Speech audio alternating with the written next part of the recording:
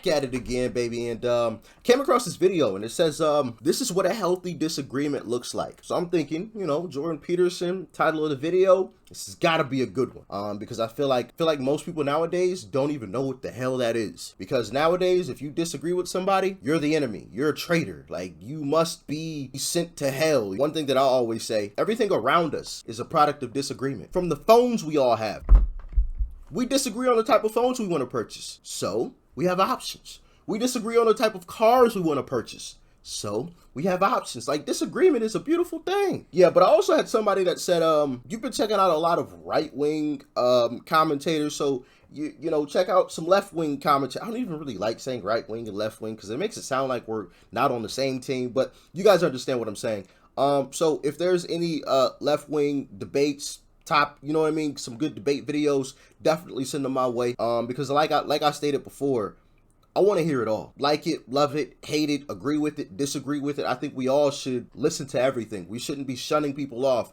You can't be a hypocrite and say, oh yeah, I want to listen to everything, but then you really don't. You know what I mean? So definitely send some good videos my way, and we'll be checking them out. Hit that like button, greatly helps the channel out. We really appreciate it. So hit the subscribe button if you're new, and go and join the new Discord servers. The first link in the description box below. Let's go. When you're moving through life and you have a plan or a dream and it shatters, you know, someone dies or a relationship breaks apart, or you have a terrible upset in your career, or you become ill in some unexpected way, then everything around you falls apart and you plunge into a chaotic underworld. The belly of the whale. Yeah, that's exactly right. Yes, exactly that.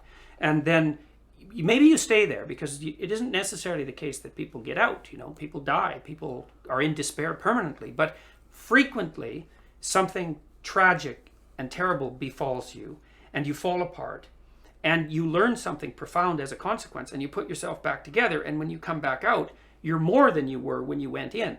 And that's happening at a small scale. Every time you learn something, you know, if you ever really learn something, it's usually painful. It usually means that you have to recognize that you're wrong in some important way. You have to let that part of you that's wrong die. And then you have to let a new part of you. Okay, so the self.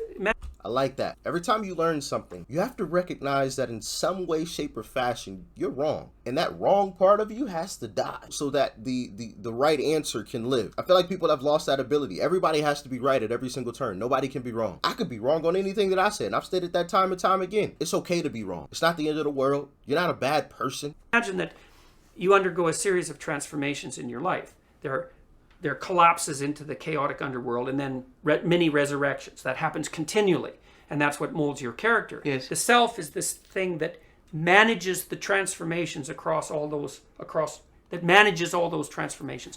So you could say, here's another way of thinking about it. You could identify with what you understand. That's what ideologues do. Huh. You could identify with what you don't understand, and that's what sort of seekers after truth identify with. Or you could identify with the process of moving between those states. You know, sometimes you know what you're doing, you know where you are, you're in control, and you can become arrogant and identify with that, and then become too static about it, right? Or you can be in despair and everything is chaotic, and you can identify with that, in which case you're nihilistic. Or you can view yourself as the thing that moves across the transformations. And that's the right way to conceptualize yourself, is you're the thing that maintains constancy across transformations. One imagines that your experience with the controversies around the linguistics and legislation in Canada must have felt like one of those plunges into the depths on some level, would you say? Did you feel a sense of personal tragedy and fear and a concern about consequence, or that there may be no way back, that it could represent a kind of death? Or did it indeed represent a kind of death for you, for one for which you are subsequently grateful?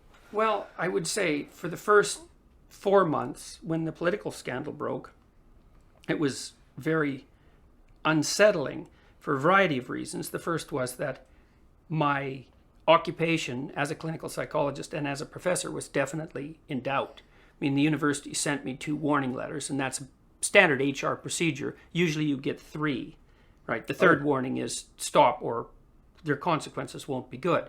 If you work in human resources, you have to, especially if you're going to go after someone with tenure, you have to document their misbehavior. You have to provide them with warnings. You have to tell them how they could get back on the right track. And then if you have documented refusal to comply with the warnings, then they have grounds for dismissal. So we're very worried about You were that. close. You were close. You were close to to some kind of personal or professional annihilation or certainly damage. Now, for people, just in case on the off chance that there are people that are unaware of the details, I'll say it as I understand it, and then you can tell me how I've got it wrong. The government changed the law saying that there are neutral nouns that mandatorily would be applied to people identified as transgender. You said that is an imposition on freedom of speech, whilst I would make a decision whether or not I would. If I was meeting a transgender person, I would talk to them how they wanted to be talked to. The fact that you're making it law is an impediment on the freedom of speech, and then it kicked off. Yeah, that's a good summary of it. Yeah, I would say. I mean, my sense, there were two things I objected to. One was that the government, for the first time in the history of Canada, and really in a move that was unprecedented in English common law, under English common law, actually mandated the content of voluntary speech. And I thought, I don't care what your excuse is for doing that. That's no-go zone as far as I'm concerned. That's not happening. So anyone would be forced to say a certain thing. I don't agree with that personally. Maybe I'm wrong. Y'all let me know in the comment section though. Even though, right, this is what it seems to me like, sort of, help me to understand this, right? Because what I'm always interested in, I think, is power and where power is. Yeah. And, like, you know, I subsequently looked at what your views are towards, like, sort of post-structuralist and the alt-left. And, like, a lot of things I think, yeah, you're right. That you know, I agree with that. But what the reason I think that the sort of the controversy had fuel on both sides, the reason it had an engine on the other side, is because it seems that, and indeed having watched other interviews and the objections that other interviewers have presented to you, it seems to me that a transgender person is in a position of vulnerability. But you're saying this is not about transgender. This is about language and it's about oppression. That's what you're saying. Well, that was my claim, is that this wasn't about transgenderism at all, and I would about say, which you got no strong view, I'm guessing, or I don't have the sort of strong view that I would think I was sufficiently qualified to make political statements about. Yeah, like It's very Chappelle complicated. goes, I mean, I don't understand it, but it's not my... Well, I basically look at the research, you know, and I mean, the research for transgendered kids is quite clear, is that most of them desist by the time they're 18. You know, and I'm basically guided by... Where's this I'm a in like social Scandinavia, scientist. where they check that stuff out? Yeah, or... yeah, that's right. That's right. Now, people have criticized that research, like all research, but it's the best research that's been done on the topic. But the other problem was with the legislation was that I felt that it was an attempt by the radical left to gain the linguistic territory and to define the terms of the debate.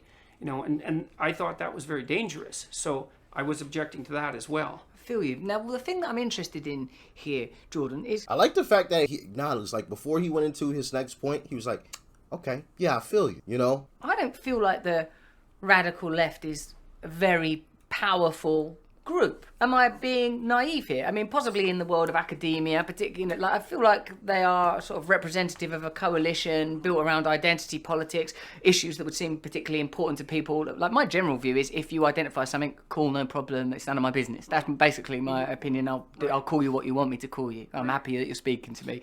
But do you see a sort of the sort of extreme left or as a powerful organisation, like, Well, you know, certainly in the universities. so what they can get what done? They could, for example, they could get that legislation passed. Yes, that. They- Well, and I think the situation is different in the U.S. than it is in other countries. I think the political situation in the U.S. is actually more balanced than it is in most Western countries, because I would say the left, the radical left, has a pretty decent hold on a number of institutions, and first and foremost of those would be the universities.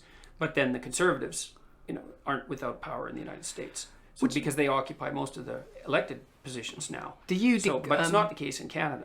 You don't want to be identified with any of those groups, am I right? Like, you wouldn't say that you're a person that's on the right or the left or conservative, or really. I noticed you didn't say whether or not you believed in God. Well, my political views are complicated because I'm temperamentally liberal, because I'm high in openness, which is a creativity dimension, and people who are high in openness tend to be liberal because they like free-flowing information, and they like what would you say, fluid boundaries because information can move back and forth across the boundaries. Love it. So So temperamentally, I'm like that. Ideologically, you reject these taxonomies and you identify basically on the basis of research, like empiricism in a sense. You can say, like, I'm an open-minded type of person. This language is clinical psychology. So your faith is clinical psychology. It's and research. Well, I've done a fair bit of research in my lab on the temperamental predictors of political predisposition, and we can predict. Honestly, and maybe I'm wrong about this, but I think if you gave people truth serum, most people would flow in between. The needle wouldn't be all the way far left, or the needle wouldn't be all the way far right. Like we did, especially if we didn't have this bullshit going on. I feel like most people would kind of flow in the middle. Like it wouldn't necessarily be stagnant on one side or the other, but it would flow depending on the situation or the circumstance. It wouldn't be way the fuck over here or way the fuck over here. It's just like right here. And I think that's part of the reason why a lot of BS is going on, because you got people, I feel like, and maybe I'm wrong, but you got some people in power and some people just in the community that just want to swing it all the way one way or all the way the other way. And I'm like, yo, I don't feel like that's most people. The politics should reflect the community of people that it is, governing, right? So like like I said, maybe I'm wrong. You guys can let me know in the comment section. Please do. If you agree or disagree, let me know why. I don't know. Maybe I'm wrong. Let me know. What parties people are going to align themselves with by studying their personality.